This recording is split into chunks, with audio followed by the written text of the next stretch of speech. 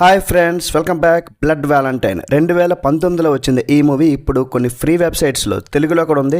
ఇదొక Thailand romantic comedy crime thriller. Run time just 1 hour 33 minutes మాత్రమే ఉంది. మీ ఫ్యామిలీతో కూడా చూడొచ్చు. ఎక్కడ మసాలా అంటూ ఏమీ లేదు. థాయిలాండ్లో థాయ్ మసాజ్లు ఫేమస్. మరి ఈ మూవీ ఫేమసో కాదో తెలుసుకునే ముందు ప్లాట్ విషయానికి వచ్చేస్తే, ఈ మూవీలో ముగ్గురు ఆడవాళ్ళ లైఫ్ అయితే చూడడానికి అయితే ఉంటుంది. క్రిస్ అనే అమ్మ, సొంత కూతురైన రిండ్రాడా, పెంపుడు కూతురైన కొర్జాయ్, వీళ్ళందరూ కూడా ఒక కిల్లర్ ఇన్స్టిట్యూట్లో పనిచేస్తుంటారు.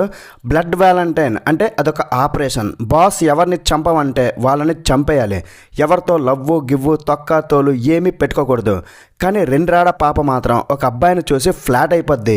దానికి వాళ్ళ అమ్మ, ఈ లవ్వు గివ్వు మన ఇంట వంట లేదు, నువ్వు ఆ అబ్బాయిని మర్చిపోమ్మా, ఎదుటి వారిని చంపడమే మన పని అని ఒక శపథం చేస్తుంది. మరి లాస్ట్కి ఏమైంది అనేది ఈ మూవీలో చూడడానికి ఉంటుంది. మరి ఈ మూవీ చూశాక నాకైతే ఈ మూవీ చూస్తున్నప్పుడు నాకెక్కడా కూడా ఒక మూవీ చూసిన ఫీలింగ్ అయితే లేదు.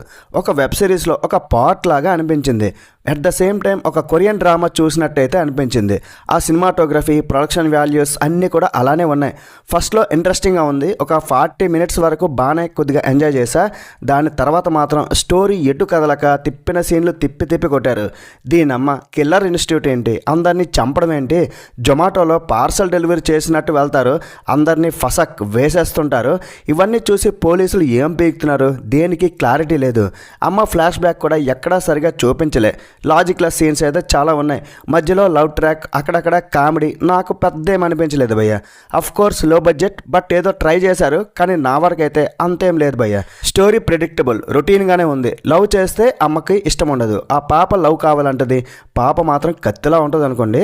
అబ్బాయి చాలా హ్యాండ్సమ్గా ఉంటాడు. ఈ క్రైమ్ జానర్కి లవ్ మిక్స్ చేసి కామెడీ టచ్ అయితే ఇచ్చారు.